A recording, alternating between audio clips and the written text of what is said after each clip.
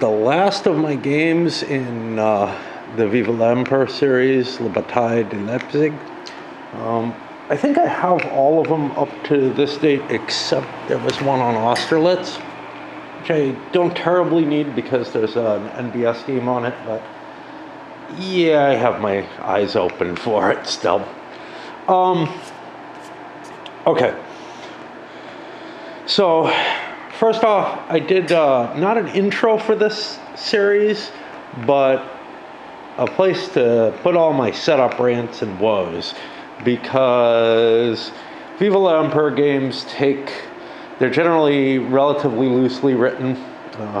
The base rulebook is loosely written, and in this case, as with all of them, the scenarios require a little bit of interpretation.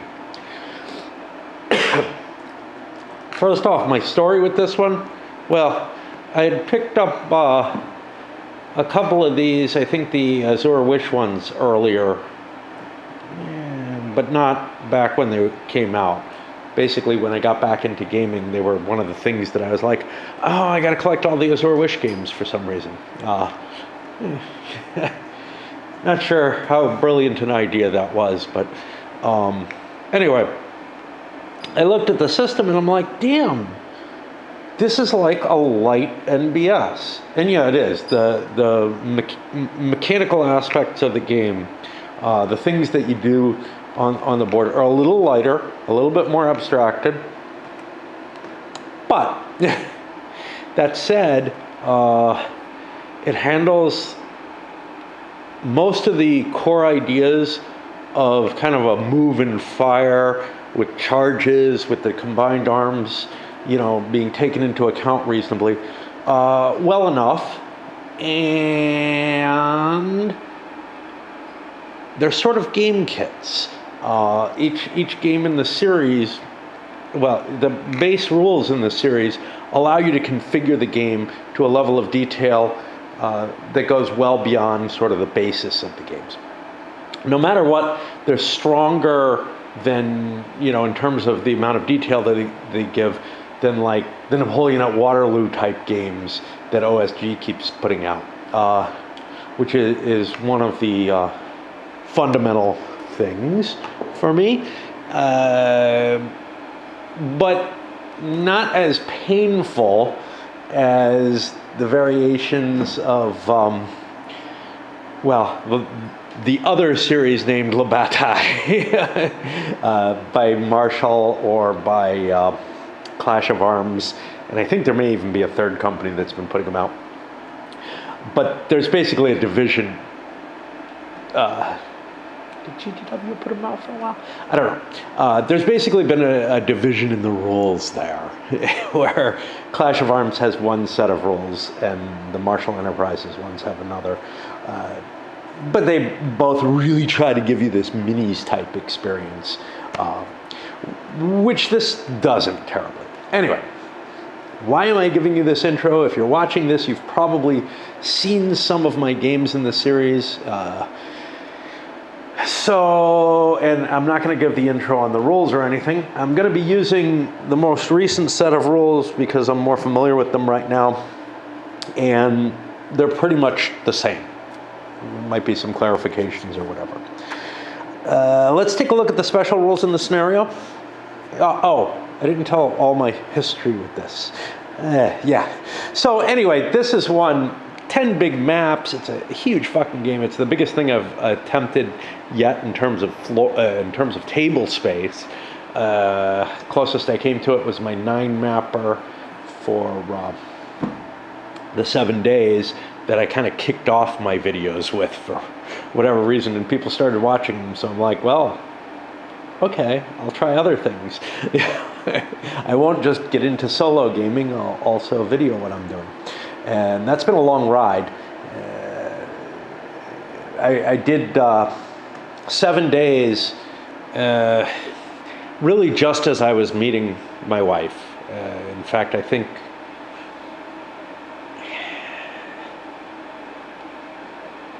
I don't remember exactly. I have the feeling that I went away during something else, during La Grande Guerre. but very soon after I played that, I went to Belgium and met her, and then she came to visit me, or was it the other way around? I don't know. I think it was the other way around. She came to visit me first, then I went to Belgium. So it was in between those, because I bought a camera when she came down to visit me, right? That was the whole point. And also bought my pipe knives. And so in some ways there's sort of something, this kind of disruption would have been almost impossible in Phoenix.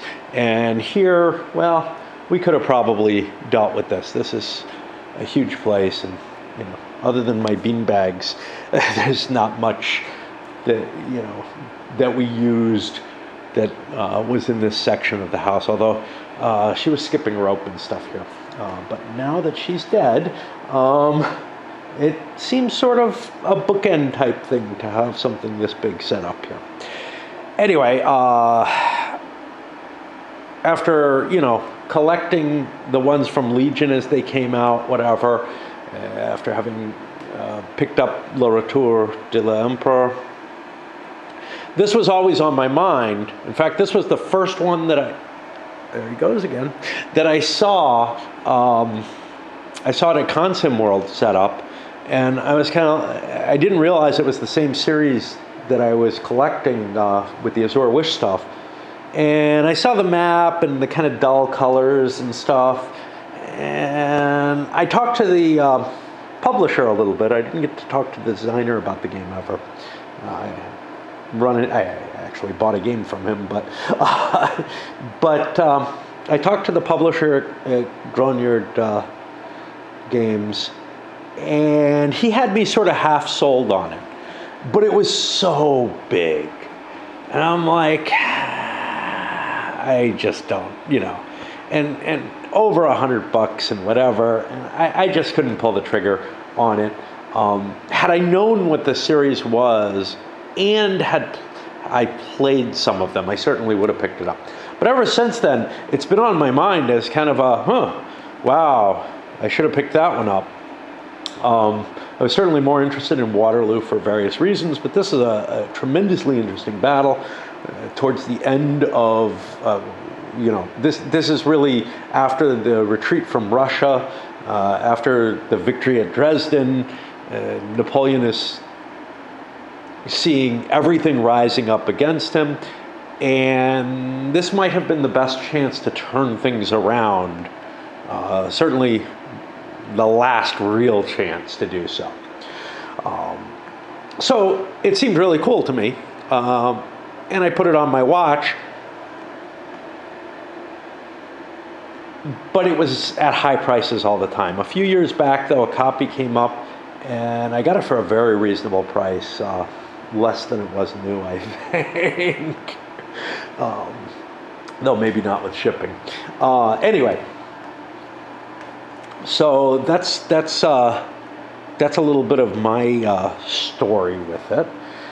Now let's take a look at some of the special rules for this, and some of the things, a couple of things that I didn't resolve from the setup. If you watch the setup video, one is I put little red dots next to all the morale drop locations. Those are actually present and did not come out right in my photocopy. I was a little confused by that and thought that I would have to figure them out myself using a little matrix. It's not the case. They're spelled out on here, and that's cool.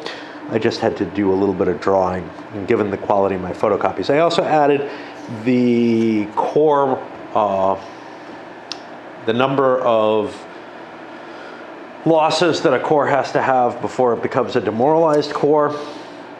Some of these are a little funky. So like, let's see.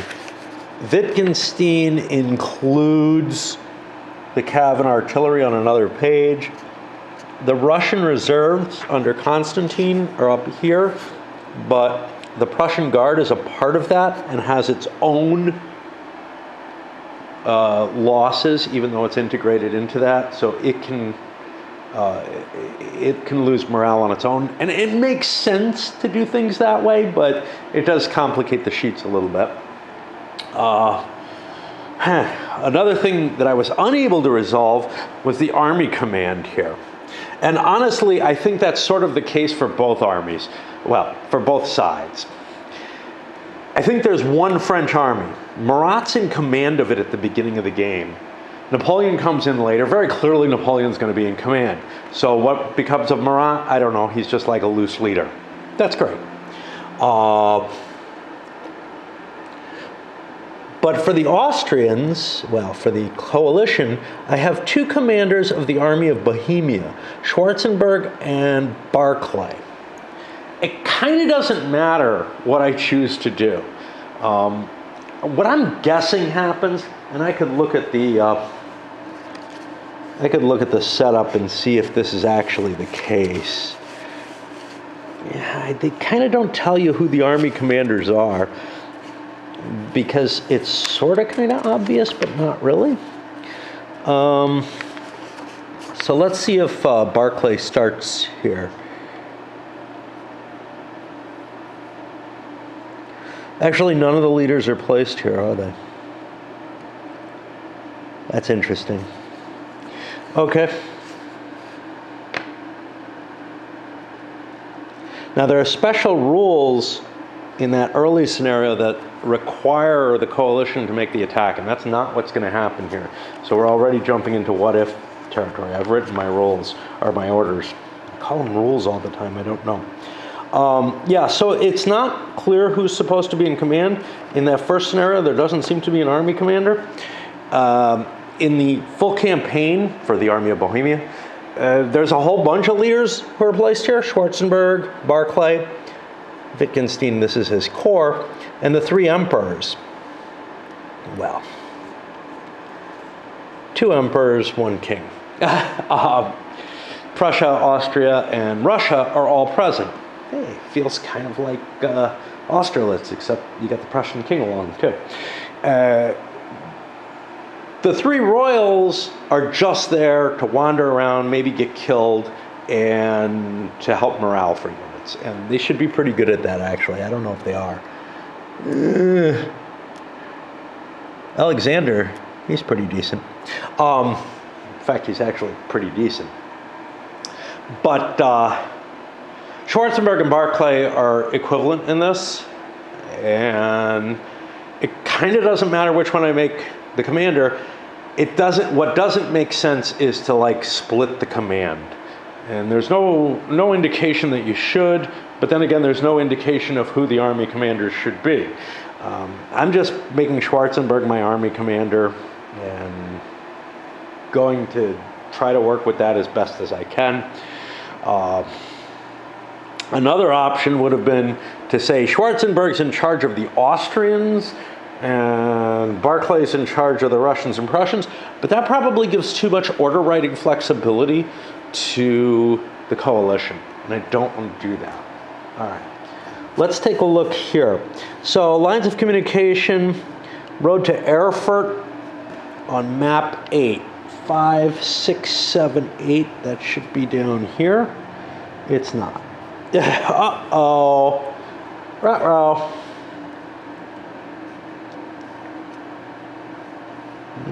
Is the road to Erfurt south of map 8? Now this is the map 8. And I'm going to guess this road to here. In addition, each road where a French corps enters the map is a line of communication as long as the enemy doesn't enter the map by the same road. Each Allied army has its own line of communication. This is the road where the army enters the map. I'm actually expecting the Allies to enter from here. I think they do, so that could be seriously problematic for the French. I'm looking to see. Okay, map 7 has the road to Erfurt. This makes more sense to me. Okay. So they just lied. On night turns, first of all, they're longer. This is sort of the dual situation that NBS does as well. in order to indicate that units don't really want to move at night, make the turns longer. They do the same amount of stuff. There's no cav charges, no fire of any kind. Infantry can melee if they start the turn adjacent to the target. I assume they can't move adjacent to the target otherwise, because that would just be a nightmare. A rally is normal. Units that don't move at all during all 4 turns of the night each recover a step at the end of the 4th turn. But this can't be done with totally destroyed units, who are probably supplying some of the stragglers. And then units that don't move at all during the 4 turns automatically rally at the end of the 4th turn. They don't recover any losses, though. I may use some kind of markers to indicate forces that aren't doing anything, or just try to remember, whatever. Blowing bridges. Starting on October 19th at 6, the 2 main bridges over the Ulster. Okay, this is the Ulster. Looking for bridges. There's one. There's another.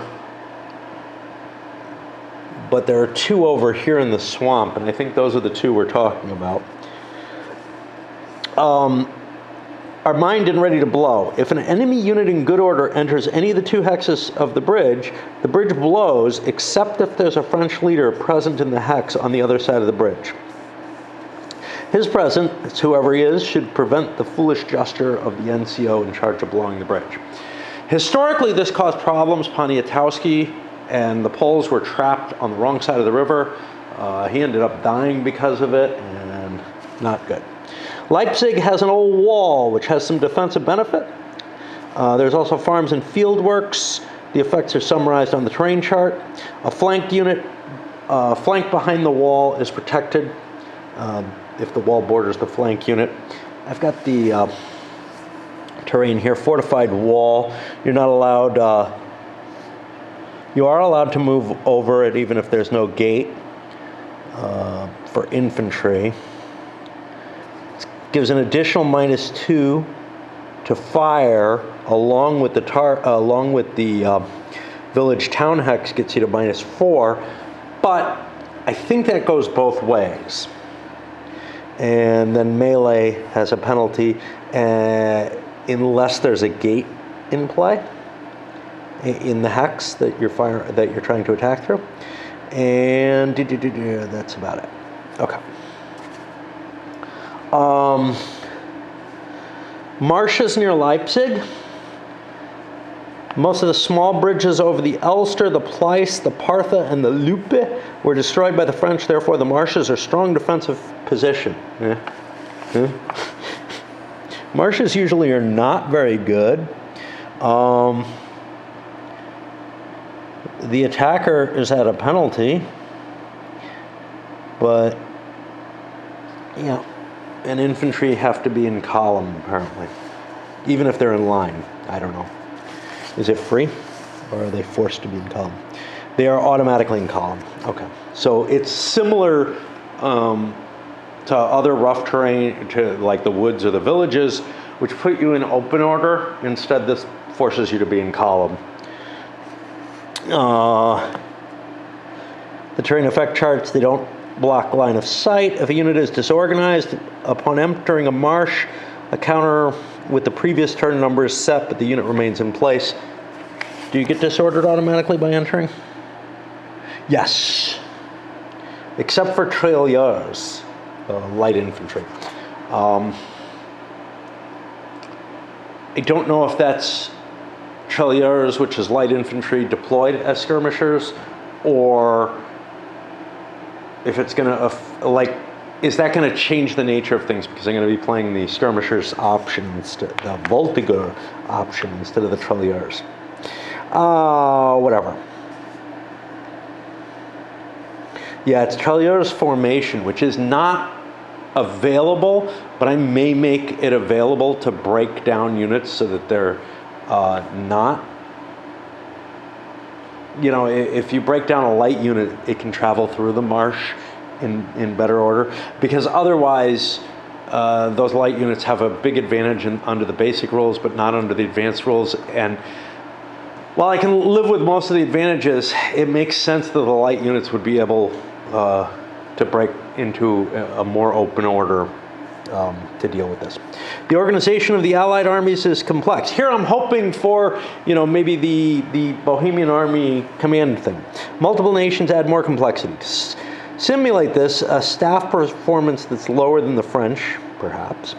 Fewer leaders are provided to the Allied armies. Also, their corps were often smaller and were regrouped. I don't know quite what my feeling is about smaller corps. They make the overall command more difficult, but they do give you flexibility and the ability to... So what I've noticed in prior games, for example, the Germany triple set... Got to switch batteries.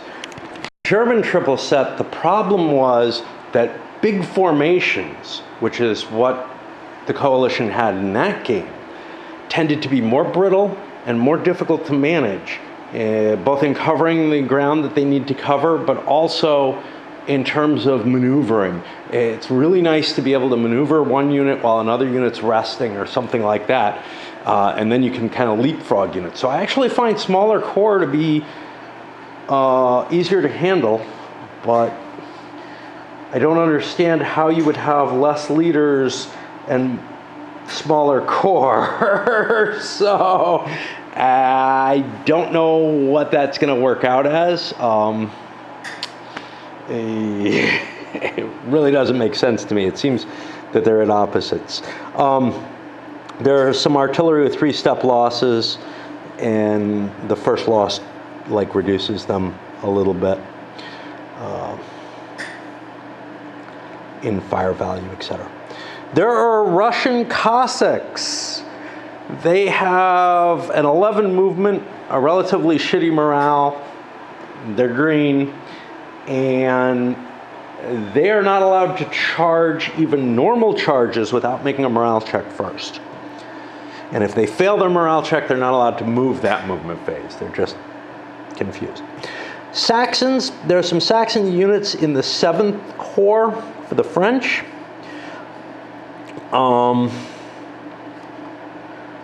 When the total losses of those Saxon units reaches 10 out of 19, all the Saxon disorganized units are removed from play. All non-disorganized units are disorganized where they are. They can rally, but if they get another disorganization after they rally, they once again retreat. What historically happened was the Saxons actually switched sides during this battle, but apparently some of the troops didn't. Army morale. Armies are not demoralized as a whole, but by corps. We have the points here, and units can recover their morale normally, etc. The effects of demoralization are dramatic. No surprise that the levels are proportional to average morale, and then they spell them out on these charts, and I have indicated those here. Optional rules and events table, they wanted to leave that out. If you want to use tactical events, you can pull them out of a different game. Strategic deployment, I don't play with that shit. It allows you to, basically, without, what I would prefer to have is more of a meeting engagement type situation. The units are always so close here, but I don't feel like the strategic deployment does that for me, so I avoid it. Timing penalties, obviously I don't play with that. Initiative and leader obedience. These are as normal as far as I can tell. Army leaders. Napoleon, Ney, and Murat on the French side. Schwarzenberg, Blucher, Benningsen, and Bernadotte on the Allied side. All other leaders are corps leaders. Yeah, well, tell me that Benningsen is a corps leader. Or sorry, Barclay is a corps leader. He has no numbers. He cannot be. Was he left out? Why do we have so many French army leaders? This is not what I was expecting. I was expecting Napoleon to be in charge of the whole battle. I don't think that's going to be the case. So there are not multiple commands for the French, which to me means that Murat and Ney are able to read Napoleon's mind and, do the things he'd want to. Obviously, if we were playing a multiplayer game, this would be a good way to divide things up. How do I feel about the Schwarzenberg and Barclay issue, I still don't know what to do with it. I just don't know. He's not even mentioned here, which is problematic. Then there's notes here. These tell you more. There's some background for the game and some of the decisions that were made. So the French Guard Cavalry, they regrouped by regiment instead of squadrons, which were sometimes taken from the regiment they were actually in, but operated with different units. Okay, let's make the game easier to play. Old Guard infantry not decreasing morale, and one of the units decreasing more slowly than it would otherwise. Fine. Small units, I've already talked about this in the setup video. And there are a lot of little tiny units that they've organizationally regrouped just to make the game easier again to cope with. The only exception to this, basically all the step 1 and 2 units have been largely regrouped. Now, not everything, but like artillery or 2-step and whatnot. The French gendarmes, though, is Napoleon's staff escort, and they're part of the Old Guard Cav, but aren't operating with it. I guess I could dispatch them to do so, or I can just leave them running around in Napoleon's area. The Austrian morale is pretty bad overall. It's about equivalent to the Russian levies. There's like a militia that's not available in the game that I'm playing. There's a bunch of counters. For what-if scenarios. But yeah, the Austrians are pretty piss poor. And then we got some information here. There's, I think, they give a little historical discussion of the thing. I wanted to take a peek at this just because of the scenarios. Again, the leaders, Murat's here, but I don't see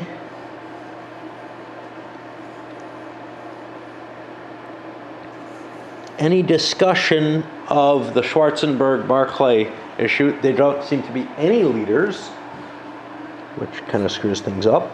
This game doesn't work if you don't have leaders. And yeah. And then if we continue on. So some of these are smaller map locations. So most of them are smaller boards. So this is like 3 boards. You wouldn't really... Wow, that's early in the battle. And we're looking at a section like that. So I'm guessing something's coming from the north. Yeah. Not exactly where I was expecting it. There are special rules to some of these scenarios. So like in the first scenario, the French infantry cannot move toward the enemy before an enemy unit comes within 3 hexes of a French unit. The French cavalry is free to move at the start. Well, we're not doing that. I didn't see that. It wasn't specified as special rules for the Grand Campaign. So I assume that I'm flexibly allowed to do things. This is a big deal because the way I look at the campaign, at the beginning of the battle, the coalition's forces are not that big. Now, neither is the French forces, but the French get reinforcements over here in October 14th. So, and the coalition does not. So I'm going to have a surfeit of forces overall, and my quality is pretty decent. So I'm counting on trying to break this part up. I have set up my orders with 2nd Corps under Victor, trying to cut through the gap here. Sometimes there's an advantage trying to hit where 2 units combine. Fifth Corps up here, swinging down and towards the river here. Ninth Corps, which is back there, has set itself up to try to cover the flank here in case those guys intervene. And then Poniatowski's 8th Corps is going to cut through this way. Now, I think Poniatowski mainly stayed out of the battle. These independent units under Erigi or whatever, I've got them defending Leipzig in case there's an attempt to come across from that direction, and Lindenau because I'm expecting Austrians coming up from here, even though I think that's not possible because of the Erfurt line of communication here, but we'll see. He may pull those back. These guys, I don't know what the hell they are, 214 and 213. There's some little division.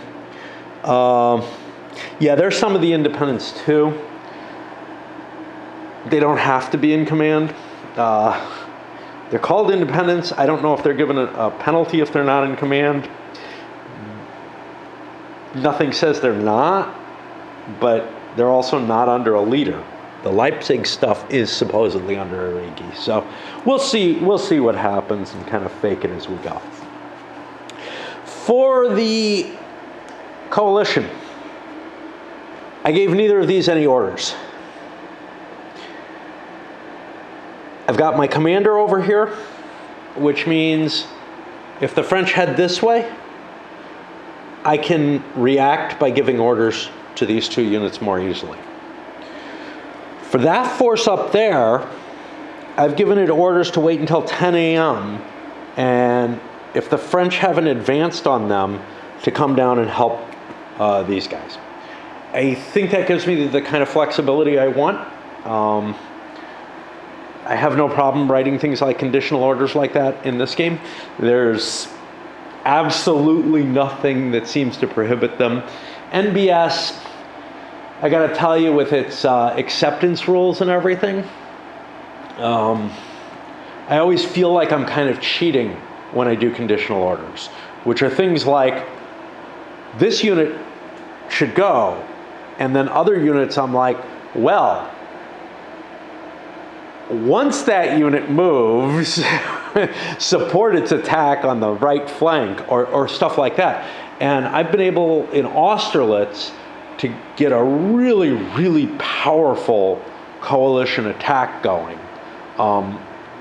by using orders like that. And again, it feels vaguely like cheating, but on the other hand, if I can't order units to support other units, I don't feel like I'm playing with the tools that the commanders actually had.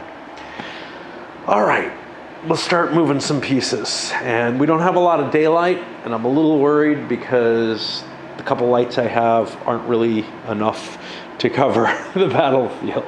My body's not as young as it used to be, that's for sure. Reaching across, wow. Bit more effort than, I remember it being a pain. Now, this map, because I don't have to reach more than a map in any direction, which is kind of nice. That big 9 mapper for the 7 days, right in the very middle, was almost impossible to reach. In fact, I couldn't do it without tweezers at all. With this, I'm able to reach everywhere, but there's action happening pretty deep into the board fairly early, and probably will be for the entire game. So this is the expression of that attack. Bunch of dummy counters out. I used almost all of them already to represent the skirmishers. I'm really going to have to break out skirmishers, I think, maybe from, I don't know where. I don't know. Where's going to have enough? Waterloo would have enough for the French, but that's not going to give me, I guess I could use Brits for a lot of them. Well, it would give me enough for what the French have on the board right now. The game is always short on these markers, and I end up using other things. Some people have suggested you cut the normal ones are pretty. They're this size, but they've got a divide down the center, and you could cut down the divide, but they're thick counters. I have enough issue trimming my counters with the scissors.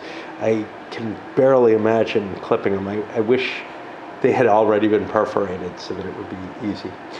So, yeah, I haven't rolled my attacks yet or anything along that line. I wish I had I do have a sequence of play. Okay, so we're going to be on the defensive fire phase. Moving this many pieces was a bit of a chore and an effort. Yeah, it's not that many for this game, but it's I'm not used to it. I was just playing the farming game, for Christ's sakes. Fire is actually relatively effective. Marching up against all these guns just sitting here in a line, but what can I do? You can see Victor took about 4 hits. Laurie still took only 1 further distance. However, we knocked out a few of the guns too. 3 of the guns got smacked by the skirmishers, which is pretty remarkable as well. You can see a couple of disordered units, whatever, fleeing the line. The other numbers here are the fatigue markers that the commanders pick up. Nobody got close enough to melee. I basically had the option go in column and just charge the guns and take them full on, or use the cover of the skirmishers, get into line. I kind of like the line formation option. The guns aren't on their own. They're stacked with units, so it's not necessarily a sure thing to just go slamming into them in column, and I'd have to undergo all the fire. This way, maybe we'll get some things like chasing guns off the line and stuff to help the situation. So that gets us to the rally phase, essentially, because there's no melee, and no opportunity to rally because all the disorders happen this turn. So we go over to my little homemade counter and flip it over. Yeah, my eagle's not as good as my flag. And that'll put it on the coalition, who don't have a lot of orders, but they can deploy. These guys have a delay on their orders, so they won't be going. And just running the combat again on, one little map, doing that on a little table is a whole hell of a lot easier than running down and stretching my poor back. But at least I'm getting some exercise playing this. I neglected to mention about these guys over here and their orders. It was a situation where, it was not an unreasonable set of orders, but it did feel a little precognitive. So I rolled a die odd even on whether or not they would write those orders, because I did feel like I was kind of seeing into the mind of my enemy with them. And that's something I like to do. All right, let me get the coalition moving. Not those units. Had it truly been, making the order to just advance would have been beyond the pale, because I couldn't tell which way France was going to attack. They could well have tried to just overwhelm those forces, but with the majority of the coalition down here, I felt it was important to try to get my way to the Plisa River. I guess that's how it's pronounced, perhaps. I found another little issue. This game doesn't have what I'm used to in the more modern ones, and I think in some of the older ones, but even so modern as the, so old or so close in time as this, as the Waterloo one, which is charge markers. Doesn't have the skirmish markers, doesn't have the charge markers. I mean, you can use things like I'm using the dummies for skirmishers. So I pulled out the La Retour, and I'm using things. Now, right now, I'm using this as a charge marker. This is an orders marker. I don't think I have those either in the set. Because I decided to do something that I don't usually like to do, which is use cavalry in a defensive fashion to charge. The reason for that is I can force some of these units, well, one of those units, into a square formation, which makes it a slightly better target, and we'll figure out what we do from there. We filled in the gap. This was forced by the setup. You're only allowed to set up within like 3 hexes of the towns, so there was a required gap there. Gotten some of the additional artillery in, and stretched the line out a little bit out to the northeast, I guess. Those guys have nothing that they can really do. I mean, I could try to settle into a more defensive position or something, but I really can't move them without orders by my interpretations, except tactically. Oh boy, is my side hurting from stretching. More limited bloodletting this time. Neither the French skirmishers, which have been reduced a little bit, units moving up and saying, hey, I deploy skirmishers. Actually, I could have done that with all kinds of things. Oops. And what else? Also, the reduced firepower from some of the artillery that are cut in half because they lost half their crew to skirmishers.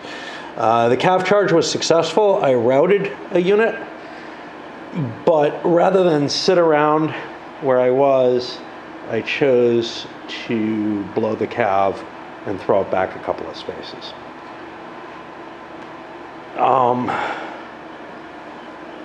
That actually will push me to the 9:30 turn. And I should get one of my little blue pieces to tell me it's the beginning of the turn. And I'm starting to sort through these to find the things that I need. I got some skirmishers. I got some of those. It's going to be a pain. I'm going to have to fish them out and sort them afterwards, which sucks. You know, with these series games, to some extent, since I don't sell my games, I should just say, screw it, I'm going to put all the informational counters in one place. Some of them, it doesn't matter. You know, like Terrible Swift Sword has enough counters to cover the game. And most of the games in the series have enough counters to deal with what it has in the game. But I'm finding with this, with the Great Battles of History, sometimes I need a few more of certain counters. With the GBOH, I have the advantage of the old Alexander game that I can pull the counters from. I don't know why I still have that, but I don't even get rid of doubles of things. That's not too bad. So I got Poniatowski getting into position here, but Victor stretching his line out to kind of screen. And I don't think I moved these guys at all. Not quite sure what to do with them. I'll just leave Kellerman lying around there. He's got a Polish cav, actually. But over here, Pujol has thrown his cav out in front of Aguilera or whatever, who is beginning to take up position. And Laurent, if that's his name, is cutting down to begin launching an attack. And, well, we'll see what the cannons do. Again, I'm not pressing the attack real hard. I just don't have that mindset. I'm very much into the trading firepower. And again, you know, facing the artillery and then trying to melee the infantry under it sounds painful. One of the few places where I wouldn't be doing that was here, and I didn't want Laurent to pay for melee attacks when only one unit was attacking. But I'm in danger. I got one cav unit protecting my flank there, but there's a bunch of these Cossacks and some heavier cav here. This poor thing, so if you recall, there's voluntary disorder for cavalry. But unlike what I first thought when I read it, which was you can kind of do it, I'm looking at the new rules, indefinitely. It refers back to this rule, just deliberate disorganization. You can voluntarily adopt disorganized state at any time.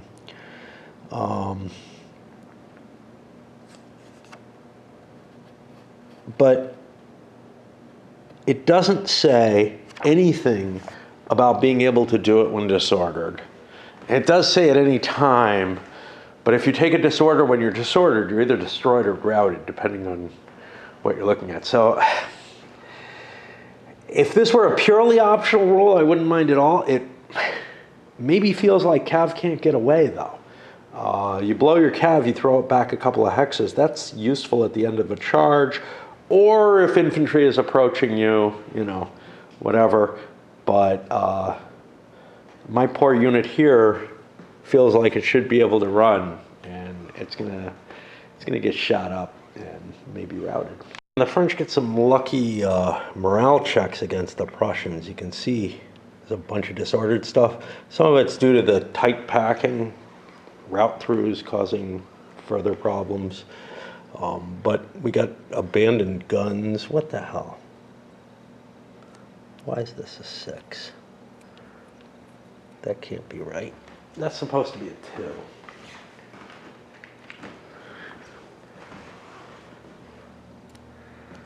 That just left.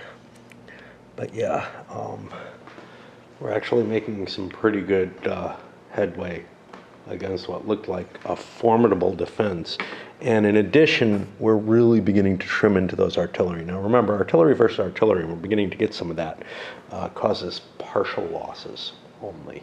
So even if you got the snipers, the skirmishers lined up with you, you're still suffering from that, but that's okay because you're talking about the difference between like a 1 in 6 chance of getting a real hit or somewhere up here where you have a better chance of getting a full hit actually. So there's no question that throwing the artillery in is worth it.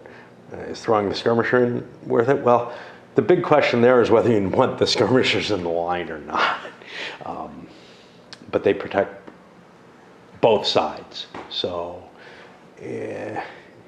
but they add firepower to your side. So it's kind of a benefit. The Russians will probably try to scare them away. But the advantage is on the attacker where skirmishers are held, although I've been mishandling them for the coalition. Doing just, you know, a half turn or whatever is fatiguing in this already, you know. This is not a huge battle, but this is about, right now this is starting out about as big as those little ones, as the little ones get. So, and there's not a lot of maneuver because all the units are fresh and everything, although this is collapsing. On the coalition side, not too much happened. I, you know, filled in my line in places, exchanged some fire. It wasn't too heavy, mainly counter battery fire now because the French are putting their artillery on top. And that's a slow going process because artillery versus artillery results in half losses.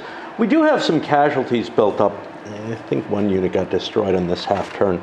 I'm putting the Russian casualties in the French tray and, well, the coalition casualties in the French tray, and the French casualties in the coalition tray, just to help me not get confused because I don't really have additional room here in my general counter tray. And that's going to move us to 10, which means in the next turn, Napoleon comes on the board, wherever the hell he comes in, and those guys are going to start moving.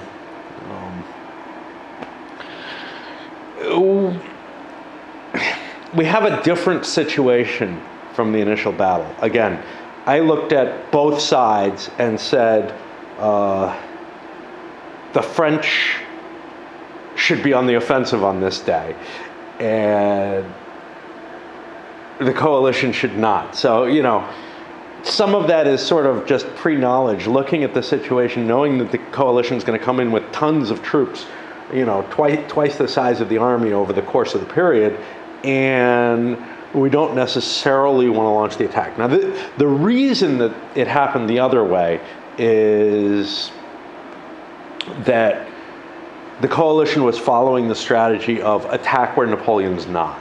And that's what they do here, right? They're launching an attack against Marat, who is not Napoleon, and, willing to take a fight at about equal odds. But the French troops assemble into the Leipzig area much, much more quickly. So kind of knowing the battle and what's going to happen dictated the strategy in a way that's not, appropriate, perhaps, not historical. It would be helpful if, as in the NBS games, there was a series of, hey, here are your initial orders that were historical. This game doesn't give that. I tend to follow those when I'm given them because they are a great way to start the battle off. But yeah, this series doesn't think along those lines. And in part it makes sense, It would be additional wording for what few players want that initial action to match the historical, and are using the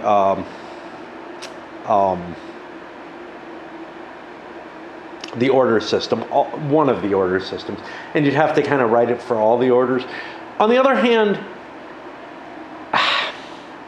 even if I didn't have orders, I would kind of try to follow those first couple hours, what was intended in the battle. So, that's just a matter of what you have is a situation where I'm more interested in what the historical situation is than maybe in playing, in winning the game for either of the two sides. So getting those initial orders written down would be very helpful for my kind of player. By the way, I switched, the lighting's good right now. I switched my glasses to my more recent prescription, and I'm having an easier time seeing things. Curious whether or not I can see. There was a set of units that was particularly difficult to read. These guys. Yeah, they're still pretty damn hard, but I can at least see that there's a number on them now, which I could not see on the front. What's interesting with this particular game in the series, and different from the Legion ones, is the front sides of the counters are where I'm having difficulty. The backside is clearer. This is the opposite of what I saw with the Legion ones. With the Legion ones, the backside of the counter, the column formation or whatever, was more difficult to see. Nothing exciting happening in terms of cav attacks, whatever. Oh, that poor unit got dissolved. So that cav attack by the decent Russian cav has left them very, very weak. I think all they have is Cossacks here, defending them against what might be Pujols moving into place. Pujols might be necessary, though, to fend that off. So it might work out okay because there's like only one cavalry attached to... Geez, where's my commander?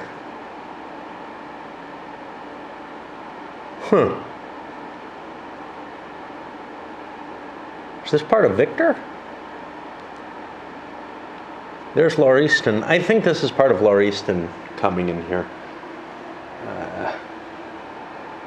I wonder why he's hanging back so far. I think he forgot to move. Okay, because this is like, what's his name? Augureau, your 9th Corps. And Lauriston's 5th is actually, I think, mainly engaged. And it's so easy to get things confused as to, what units are aligned with what. Part of it is these thinner counters don't give a lot of room, and there's a lot of numbers and stuff on them, a lot of information on them. So it's kind of difficult to give you a lot of information as to which command it is. This game, I think, does a better job, again, than the Legion games by giving background coloring that's a little bit different for some of them. Obviously, the poles are significantly different. But I suspect most of that is by nationality. I mean, I look at things, Sebastiani, I bet you those are not French regulars. If you look at these, I'm not seeing a whole lot of difference between the different actual French units. So maybe I'm mistaken about that. There might be a color difference or something. What I found was useful in the, at least in the Civil War Brigade series. I don't remember if this was done in the Napoleonic Brigade series. They used unit flags. Here, it's all Army flags. Obviously, there's a little bit of a difference between, the Poles have a different force and whatever, but they were able to distinguish them with the color as well. If individual unit flags for the Corps existed, those would be exceedingly helpful. Unfortunately, probably all they're different. They probably look just like these. They might have a number or something on them. I don't know. But yeah, something that would distinguish the units better to keep your commands together would be very, very helpful. How much different is this from, like, Terrible Swift Sword, which all the units are the same color? Well, it's almost impossible to quickly read the unit designation. And the little numbers might be aligned, but they might not, as we saw with some of this stuff, like here with Wittgenstein.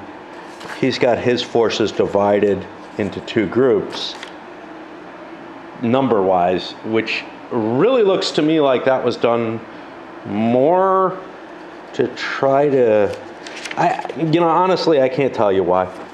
This could have been put in here, but maybe it just didn't fit right if you did that.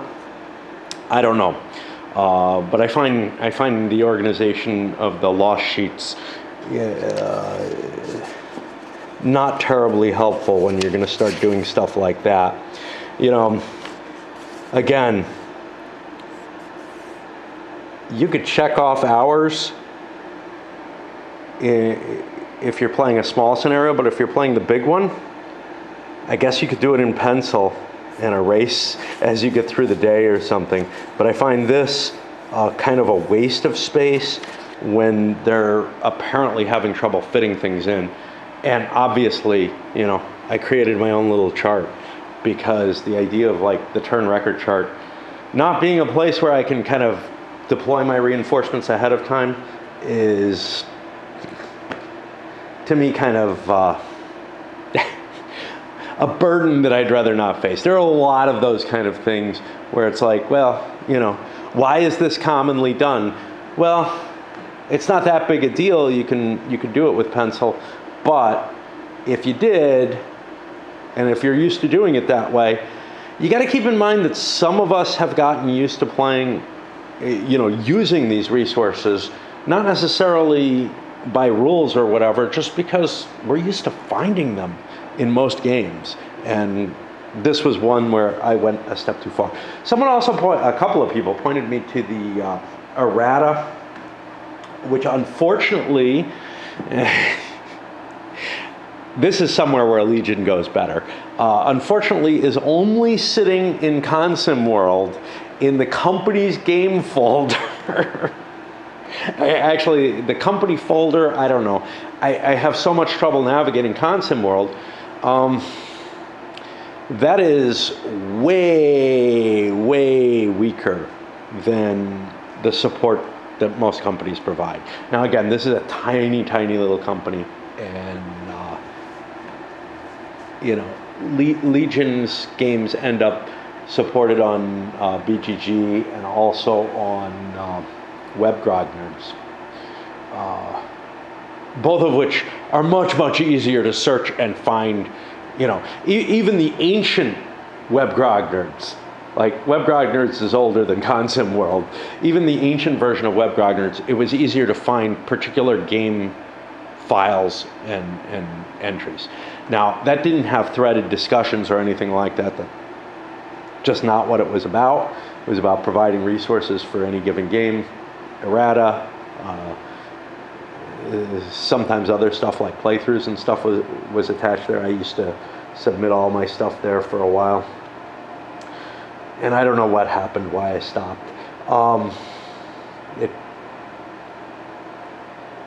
I don't know how much was getting directed there. Anybody want to, anytime you want to register something over there or on Consim World, feel free.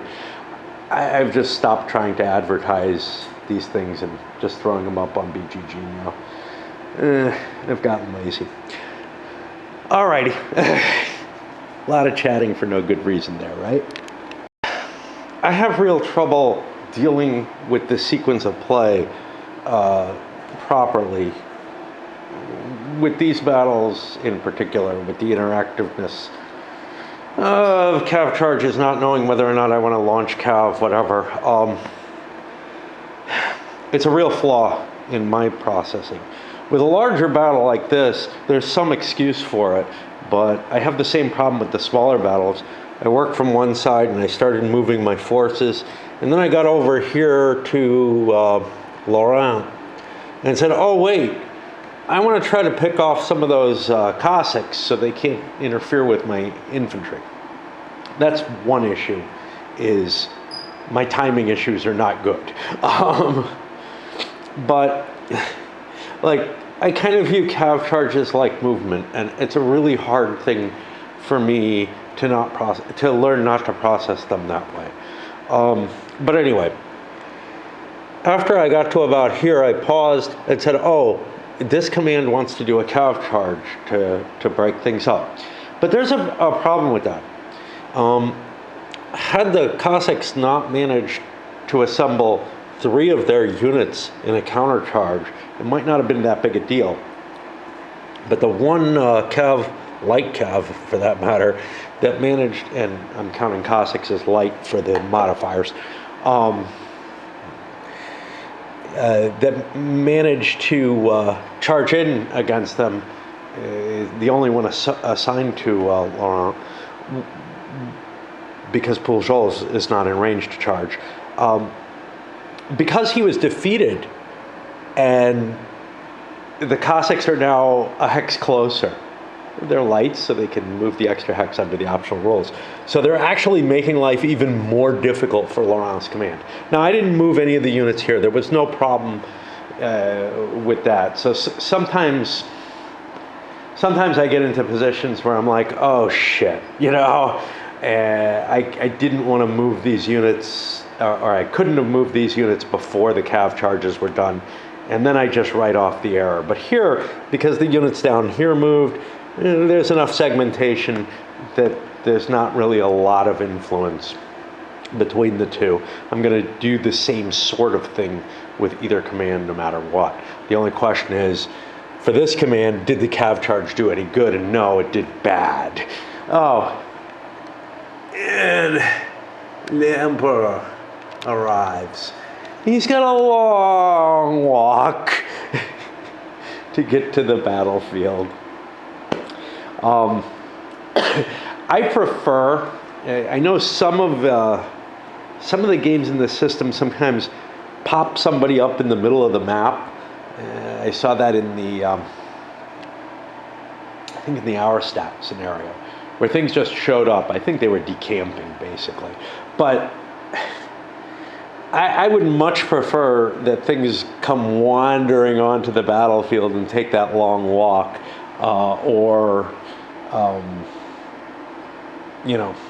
or represented on the map as an encampment that maybe you can't do anything about, but that's still there, then these kind of, oh, look what's here, it gives me some time to react, etc., to what's going on. So anyway,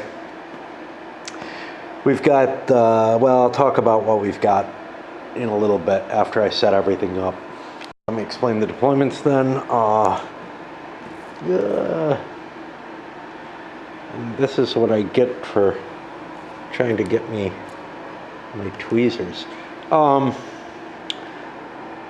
Poniatowski and Victor continuing.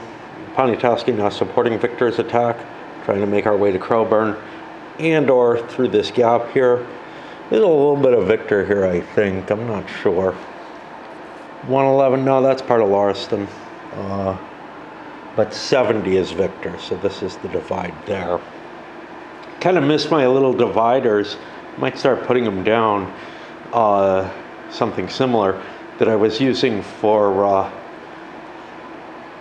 or that you have to use for the Twilight in the East based games. 1914 is, I guess, the series. Lauriston making his attack over here. Is that what it is? Yeah. And leading an assault, just like Poniatowski is, planning on trying to break things quickly. Aguilera, or whatever, I'm never going to get the names right, setting up over here, doing some attempts at rallying over here. Pujol moving over here. I'm a little bit in artillery range there. I may have missed that before, although who knows what this hill blocks, because the terrain is just not right where those maps line up. This is the biggest problem. If I had realized more completely, I could have done something to fix it, maybe pull down more or whatever, but I've tried doing some little fixes, and it's really tough once you have your map taped down and all. So I'm just hoping we kind of get out of it's the exact middle of the map, so and it's clear terrain and everything. It's almost certain to be in the battlefield, and it sucks. Everything looks fine here, but then I get to where this is already pulled down quite a bit, and stuff just starts becoming a problem. See, here's the issue. You can see these aren't lined up, but these are, or at least close to. And it doesn't quite fit together properly, at least with my mechanical and putting things together capability. I have not had this kind of issue with most multi-map games. This is the first one, and it's got to do with those borders and everything. I just don't think it was laid out perfectly, and there's very little reason. It's not like the terrain here. I got to tell you one thing. I don't know if it's clear here or not. The map looks fine to me here, but when I was walking through the convention hall, it looked so dull. But for play, I actually prefer a dull-looking map. The muted tones and everything, they convey all the information about the elevations and everything. It's not as eye-grabbing, though, and I can tell you it was definitely a factor seeing it all spread out, how it kind of looked like, not the quality of a Redmond-Simonson map, but the same kind of colors as like TSS has, whatever. It kind of looked amateur-y and everything. Whenever you got these little houses and the little trees and everything, it always looks amateur-y to me. I don't know, but and it's kind of in the Barber style. It's not as visually appealing maybe or whatever, but it's also much duller. The duller aspect of it, again, I think that's good for play. It's terrible for sales, though. You're walking through the convention hall, and you see this sucker spread out, and you're like, wow, that's a bunch of really boring looking map, and it looks kind of amateur-y, not just the artwork, but the coloration not grabbing you as much looks that way. It's a pity because, you know, a more visually appealing map is certainly easier, you know, on making somebody buy something, but I got to tell you, for actual playing, I prefer this kind of more muted map there, where the pieces stand out. You know, the terrain is still perfectly visible, at least with real light. And where did I stop? Yeah. So yeah, Pujols is now exposed, and this is the turn when the Austrians come out. So he may actually have some problems because of that. But I need to take care of that outflank.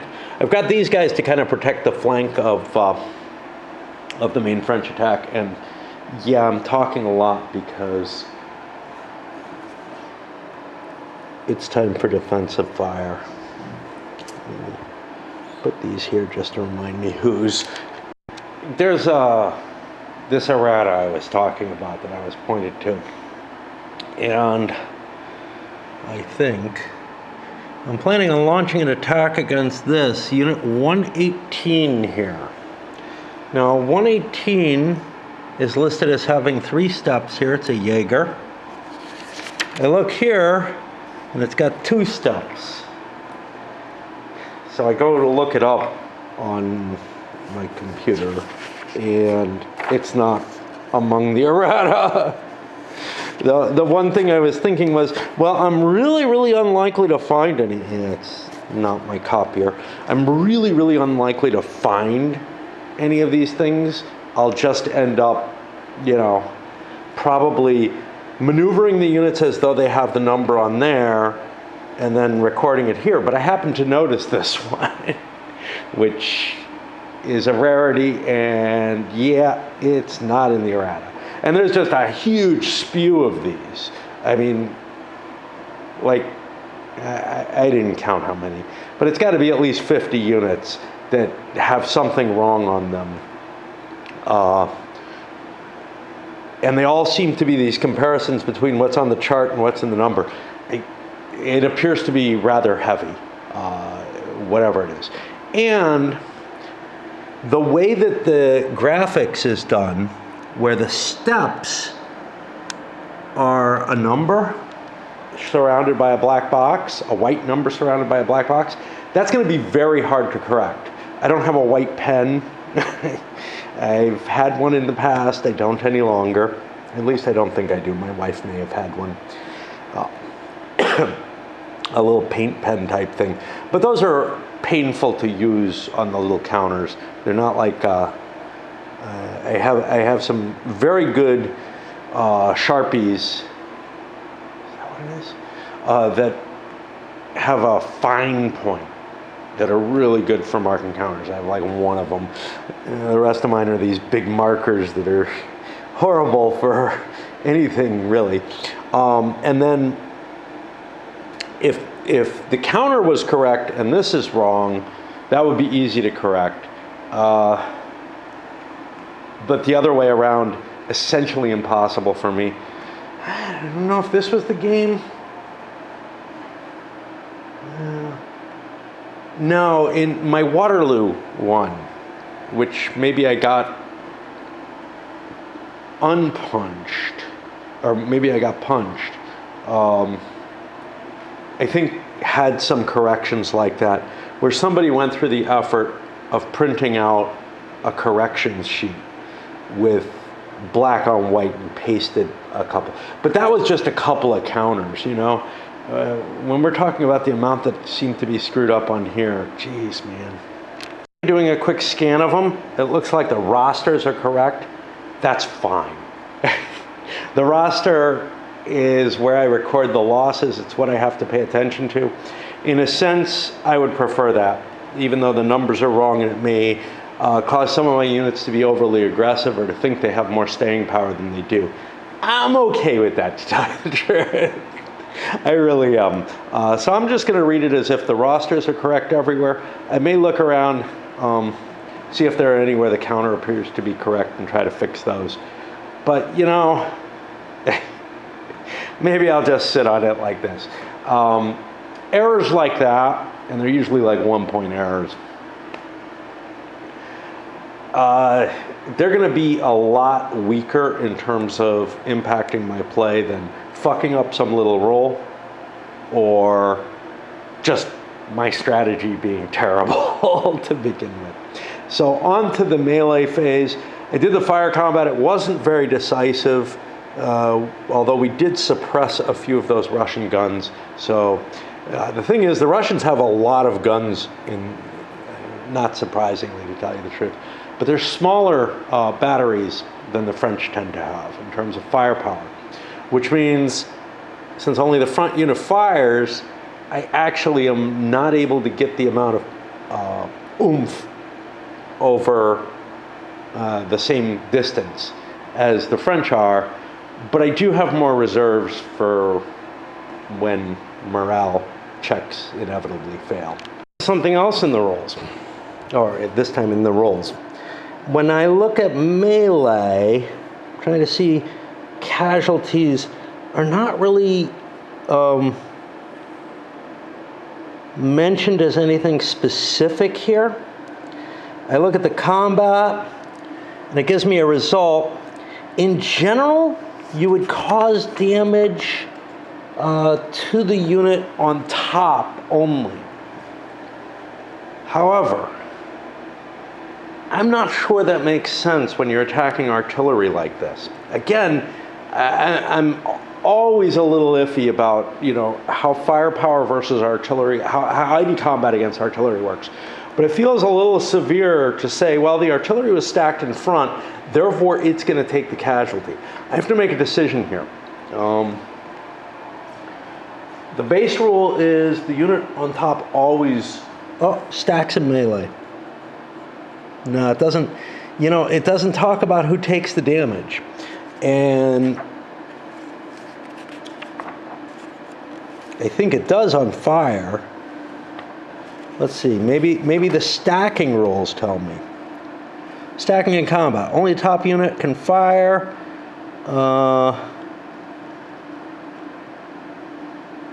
Stacking in losses. Always to the top unit. Exception.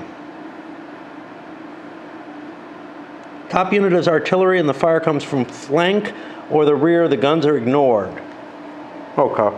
So I think it was actually, the whole thing is considered, and the special rule was not, let's make the artillery invulnerable, which is kind of what I would do. That's what NBS does.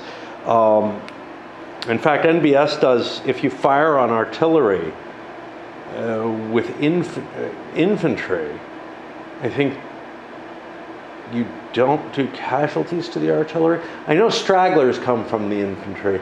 I'm trying to remember if casualties come. But that's derived from CWB, and my knowledge of artillery positioning within a line in Napoleonic period is not very good at all, i.e. I'm left with this kind of blank. I don't know if the artillery were embedded in the line the way they would have been in the Civil War, or if they're placed forward the way they would have in at least certain periods of the 17th century. And there's sort of a blur for me in between. There were times when they put the artillery right in front of the unit and the artillery was really exposed. I don't know if that was the case in Napoleonic artillery. I know that there were other times before that. If you go back to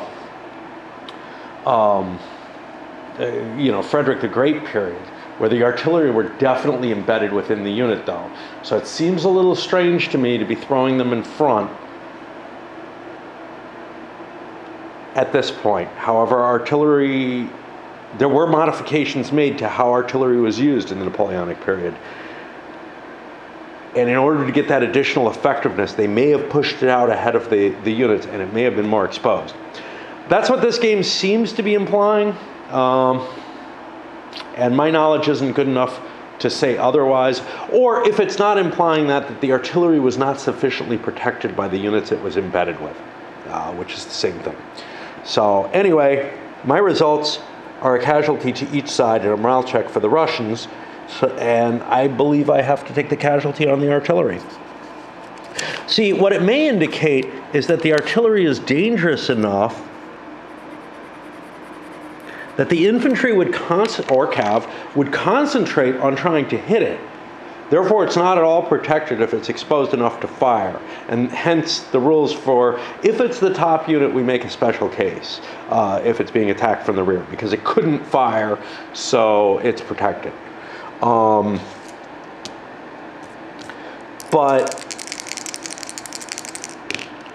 And it fails its morale check, as probably does the unit underneath it, so we got to take care of that.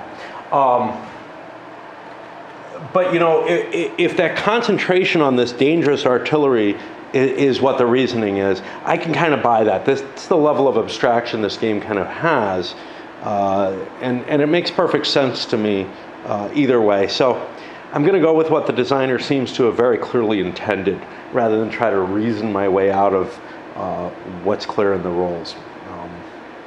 Although I do still have this sort of feeling of, are you sure? Are you really sure that the whole line surging forward and attacking? Or, you know, maybe it's not. Maybe it is really concentrating on those artillery and trying to spike the guns and get out of there. Notably, with the artillery retreat rules that I have, because they broke and the unit under them broke, I can advance into that hex and take the guns out completely, and that's a good idea. Thrilled I am with the attack I made, because that cost me a fatigue point, and then I considered this attack, which I was thinking about making both, and that's a lot less valuable. When I counted up the numbers, and by the way, they're not always the roster, and some of them are really far off, like, you know, 2 steps being 4 or something. I don't know. Maybe I'll correct the roster where necessary. And some of them are like, the unit ID is wrong on the wrong side, so you might cause losses to the wrong unit, and that's going to be really hard to write in because the numbers are so tiny. I can't write that tiny. And then I looked over here and I had ideas of the Poles trying to do an offensive, melees. I can't see it. The terrain is hurting me too much on doing that. And I don't want to fatigue myself just to hurt myself by any means. That means all I have left is rally for the French. And I'll take care of those. The coalition response. Let me shift this guy.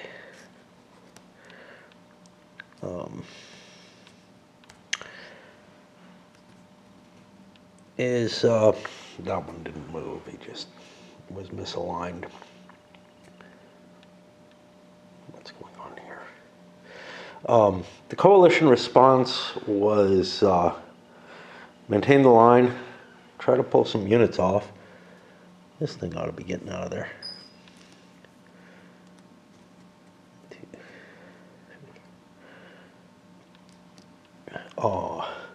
I got the Tsar rallying some units, but the Cossacks charged again. And Cossack here caused a couple of morale failures. With the cannons protecting, I'm kind of expecting that I would be able to break the Cossacks if they come in. It's not a guarantee, but, you know, cannons are pretty damn likely to do damage.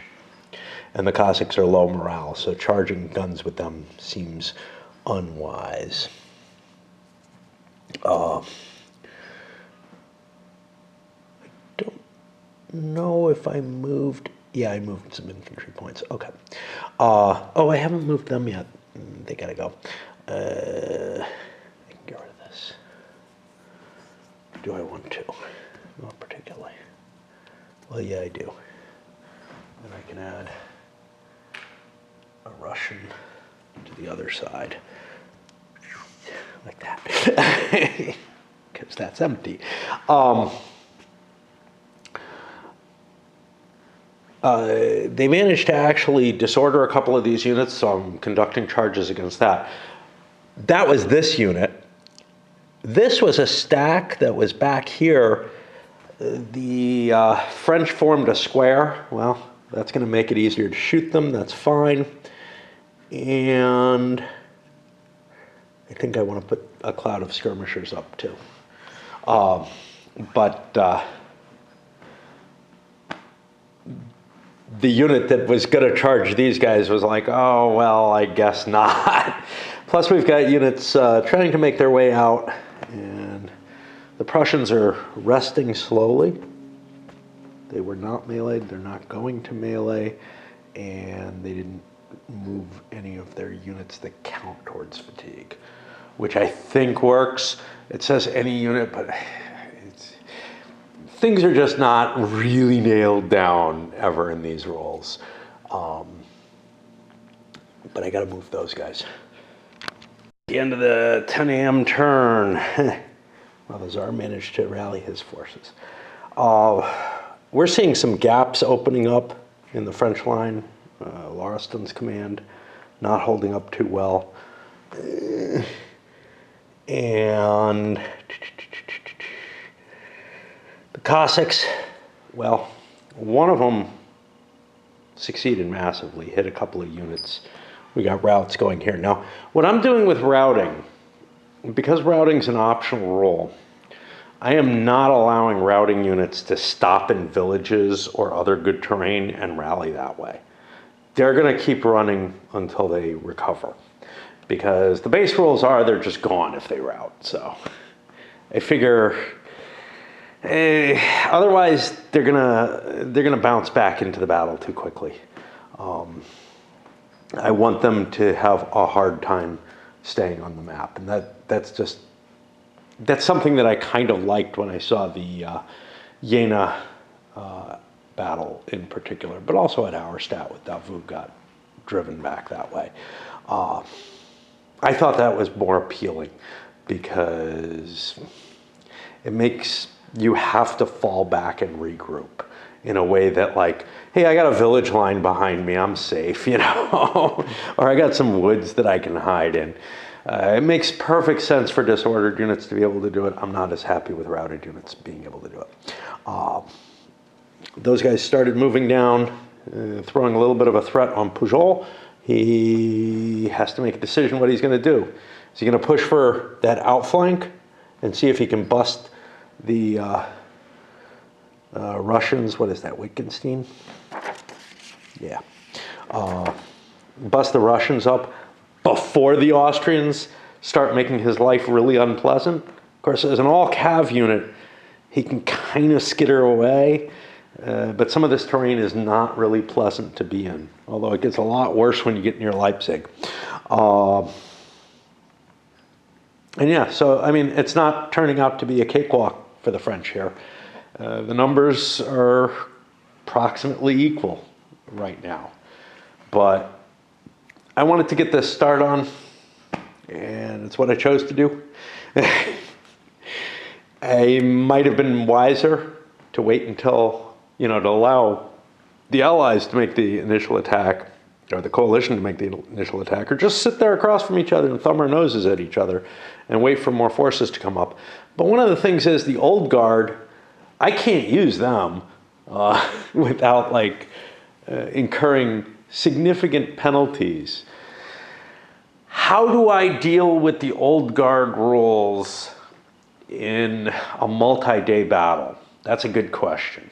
And what I think I'm going to do with that is their penalties apply for each day.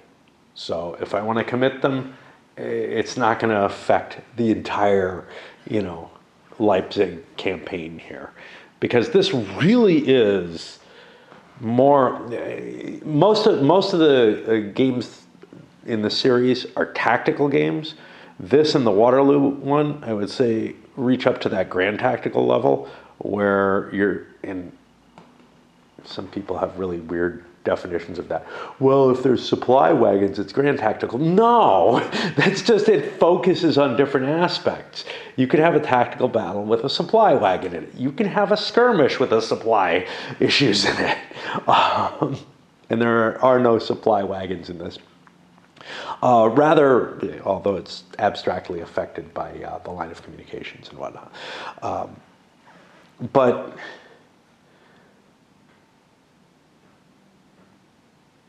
when you're starting to talk about a situation where you're looking at multiple battles honestly happening at once or across a period of days, I think you're moving into a level that's not tactical anymore.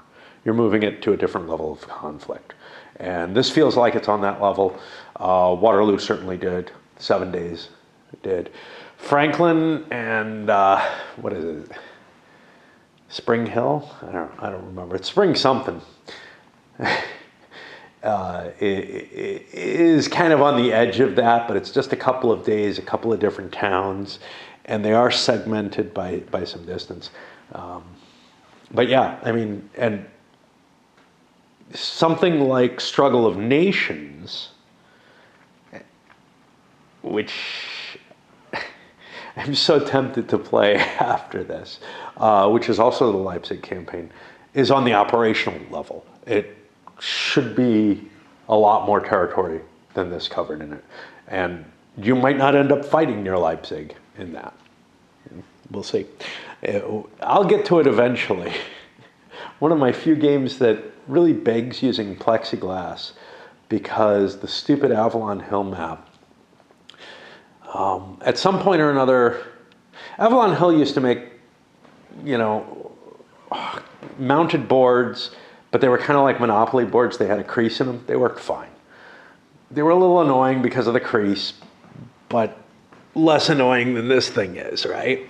They were mainly annoying because they were ugly, but beyond that, they got better at times. But for this map, it's one of the few war games that I have that has one of these one-piece fold-out, like, I don't know what they are. They're like really stiff stock, and they kind of cut it and tried to fold it somehow. And mine was warped when I bought it, a little bit of a bend to it. And you tried to do a little bit of back folding to make it lie flat, because, I mean, it literally was sitting up a peak about, 3-4 inches in places. And I guess you could have laid a lot of heavy stuff on it, but I'm used to back folding maps. And it just split into pieces. And I had the same thing happen. If you take a look at Robin Hood, I played that one. That has the same kind of map. Now, my Civ game has the same kind of map. That didn't warp as badly, and it didn't break. But those were a horrible, horrible map design that they came out with. Now, they're very much like much nicer designs that have been coming out recently. They're very, very smooth. GMT uses them for their mounted maps and whatnot. And there was no problem with it. It's like whatever technical difficulties there were with the stock or whatever that warped them to all shit doesn't happen, and maps now lie flat. But yeah, for a long time, I was actually anti-mounted maps, because at least the Avalon Hill ones, they either had that stupid crease, which was generally fairly annoying. They made the game heavier. It's harder to haul around. It cost more to ship, whatever. And they were, in general, slightly less functional than decent paper maps. This is not a decent paper map because they didn't align it right. Anyway, and this is a thing. So one thing I have to say about the Legion games is the production value, I think, is improved. There seems to be less errata. There seems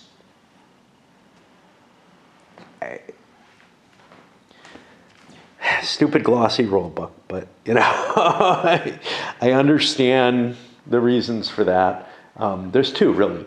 One is some people want the full color printing and everything, and that's a whole lot easier to do on this stuff. Some people like the glossy. I can't imagine why, because you can't use a pencil on it too many times. It depends. Some of the glossies take a pencil, some don't. But this stuff always takes a pencil. You know, it's paper. It's meant for that, and it erases cleanly and everything. But the other thing is, this kind of paper, it's not even really paper. This kind of plastic, I don't know what it is actually cheaper than, you know, a decent paper for regular material. And, you know, it's not, the glossy stuff, if you look at the old S&T games, they had that glossy magazine paper, which is really, really thin and cheap. But it held a pencil a little bit better than most of these more modern ones do. I just prefer real paper. Just me. So I guess we're gonna load this up because I've babbled a lot. I'm gonna try to do less talking and more playing. It's gonna be hard though, because the game, you know, there's a certain stepping away and enjoying, which I'm gonna do whether or not I'm doing it on video, but I feel like it kind of applies to it. And then when you start doing that, you start thinking more and babbling about random shit. And I don't know, you see a squirrel go by or something. All right, up it goes.